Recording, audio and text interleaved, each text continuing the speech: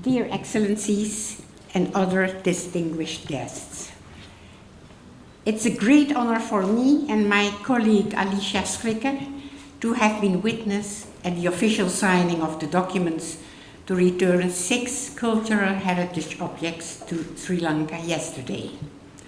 I would like to commend the government of Sri Lanka, the State Minister of Foreign Affairs, and the government of the Netherlands, the State Secretary of Culture and Media, and the Ambassador for this wonderful result. I would like to thank you for the opportunity to inform you on the work of the Colonial Collections Committee and our cooperation with the Sri Lankan Committee on Restitution. I will briefly start with a few observations of the Dutch historical and social context. Then I will elaborate on the principles underlying the policy and procedure we envision to close in close cooperation with Sri Lanka. As you are aware, from the beginning of the 17th century, the Netherlands had trading posts and colonies in Asia, Africa, and North and South America. I myself come from one of the former colonies. For the indigenous people, this was a time marked by serious exploitation, violence, racism, and oppression. Many cultural and religious objects that can still be seen in the Dutch museums were looted from these territories. As in many places in the world, the discussion about the colonial past is very topical in the Netherlands. In a relatively short period of time, the Netherlands has come to see colonial history with different eyes, more with the eyes of and an eye for the oppressed and the victims of the colonial regime. Because of this changing view of history, cultural objects looted in colonial times have become an increasingly uncomfortable position in our museums. Although these objects also tell part of Dutch history, namely that of the Netherlands as a colonizer, they belong to the culture of communities that have been oppressed by the Netherlands. It's about their heritage, their identity, their history.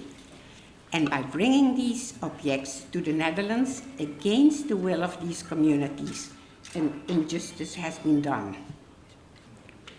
Sri Lanka addressed the issue of looted objects in Dutch collection already long ago. I'm glad that today we can move forward together. As the largest colonial collections in the Netherlands are owned by the Dutch state, the Dutch government has developed a national policy for dealing with requests for restitution. The handling of requests to return cultural objects is not so much a legal as an ethical question. The key focus of the national policy, therefore, is to recognize that an injustice was done to the indigenous population of the colonial territories when cultural heritage objects were taken against their will.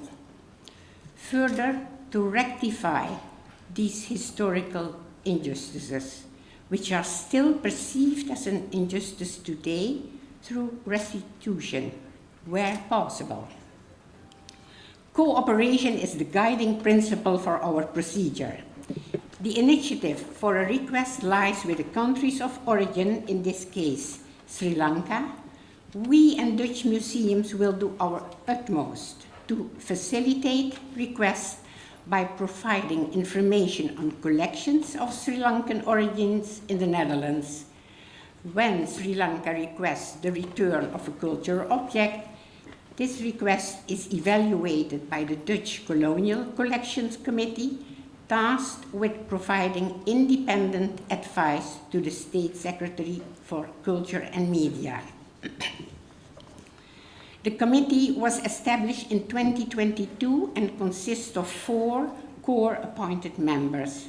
I'm pleased that the State Secretary invited me to chair this committee.